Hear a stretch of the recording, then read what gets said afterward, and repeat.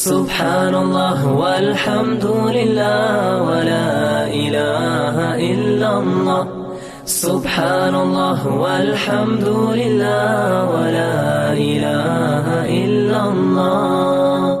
حضرت مفتی صاحب، دعوت و تبلیغ میں دو طبقات کی تقسیم کی وجہ سے مدارس پر کیا اثرات مرتب ہو رہے ہیں، اس پر ذرا سی روشنی ڈالیں۔ مدارس پر اس تقسیم کا اس لیے اثر نہیں ہو سکتا کہ اولاد کے آپس کے جھگڑوں سے کبھی ماں باپ متاثر نہیں ہوتے۔ آپ نہیں سمجھے اس چیز کو تو سمجھاؤں۔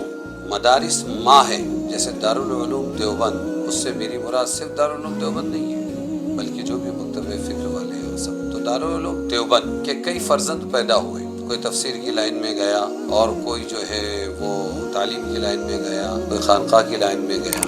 انہی میں سے ایک بچہ پیدا ہوا دارالعلوم دیوبند کا، جن کا نام مولانا محمد الیاس صاحب رحمۃ اللہ علیہ ہے۔ شیخ الہند کے شاگرد مولانا حسین احمد مدنی وغیرہ کے ساتھی، مفتی کفایت اللہ کے ساتھی، مولانا شفیع علی تھانوی رحمۃ اللہ علیہ وغیرہ کے ساتھی۔ اللہ تعالیٰ نے ان علماء اور مدارس سے جو سوز ملا، درد ملا، اس کی وجہ سے ان پر ایک نیا کام کھولا۔ والذین جاہدوا فینا لنہدینہم سبلنا۔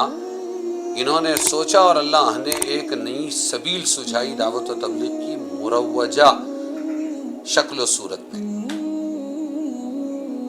تو اس اعتبار سے دعوت و تبلیغ کئی بچوں میں سے، مدرسوں کے کئی بچوں میں سے ایک بچہ ہے، کئی بچوں میں سے ایک بچہ ہے، اور ماں باپ میں اور بچوں میں کبھی کوئی بھی اختلاف نہیں ہوتا۔ اس لیے اصلاً اگر دیکھا جائے تو مدارس سرپرست ہے اور دعوت و تبلیغ جو ہے وہ ماتحت ہے۔ جب تک کہ دعوت و تبلیغ علماء کی سرپرستی میں چلتی رہی، الحمدللہ مسائل نہیں تھے، اور چلتی رہے گی تو مسائل نہیں ہوں گے۔ تو حیثیت جب مدارس دینیہ اسلامیہ کی، جو حضور سے لے کے یہاں تک چل رہے ہیں، مروجہ شکل میں مطبخی نظام کے ساتھ میں چند صدیوں سے چل رہے ہیں، اور اسی کی برکت سے بعد میں یہ دعوت و تبلیغ ایک فرزند کے ذریعے وجود میں آئی، تو وہ مدارس کیسے آج کے موجودہ دعوت و تبلیغ کے آپسی کچھ اختلافات کی وجہ سے متاثر کیسے ہو سکتے ہیں؟ یہ ہو ہی نہیں سکتا۔ وہ تھے، مدارس اپنے آن بان شان کے ساتھ چل رہے تھے، چل رہے ہیں، چلتے رہیں گے۔ ہاں کہیں اتفاقی کوئی ایک آدھ جزوی واقعہ پیش آ جائے تو اس سے مدارس بھی متاثر نہیں ہوتے ہیں، اور یہ نظام بھی کہیں بھی متاثر نہیں ہوگا۔ اللہ چلانے والا ہے، چلاتا رہے گا۔ تو وہ اپنی جگہ ہے دعوت و تبلیغ کا کام، اور یہاں مدارس کا کام اپنی جگہ ہے۔ اس کا کوئی باہر کا کوئی اثر دعوت و تبلیغ والوں نے کبھی نہیں لیا۔ جب بھی کسی نے کوئی اصلاحی بات کہنی چاہی تو وہاں سے وہ فقہی جزیہ پیش کیا گیا کہ بھائی امام صاحب باہر کا لقمہ لیں گے تو نماز فاسد ہو جائے گی۔ امام صاحب اگر باہر کا لقمہ لیں گے تو نماز فاسد ہو جائے گی، داخل والوں کا لے سکتے ہیں۔ تو جب دعوت و تبلیغ والوں نے کبھی باہر کے لقمے کا تاثر نہیں لیا اور اپنا کام کرتے رہے، پھر جو ہوا قضاء قدر سے پاور بھی اللہ نے دیا، پنچر بھی اللہ نے کیا، وہ اللہ کا اپنا فیصلہ ہے۔ صحابہ کے ساتھ بھی ہو چکا ہے، ہم اس بارے میں کوئی بھی تاثر نہیں پیش کرتے۔ ایسے ہی مدارس تو ماں ہے نا، تو مدارس والے بھلا یہ باہر کے لقموں سے کیوں متاثر ہوں گے؟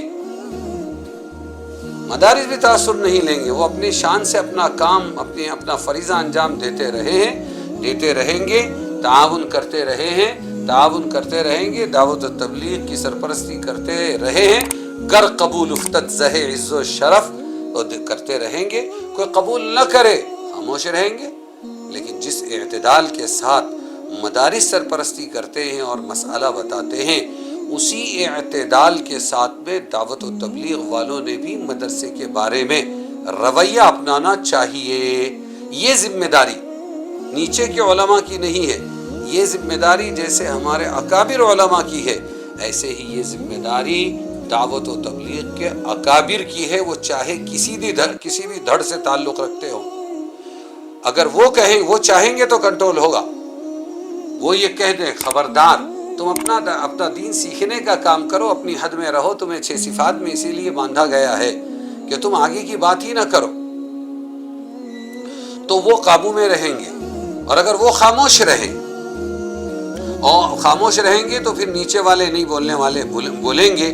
اور پھر جس کا اپنا صرف چلہ لگا ہو، جس کے اپنی 10 صورتیں جس نے درست نہ کی ہو، جس کے سورہ فاتحہ تحیات کا ٹھکانہ نہ ہو، پھر اس کا تبصرہ یہ آئے گا کہ دارالعلوم دیوبند کا علم جو ہے وہ قطرہ ہے، اور فلانے ہمارے بڑے کا علم دریا ہے.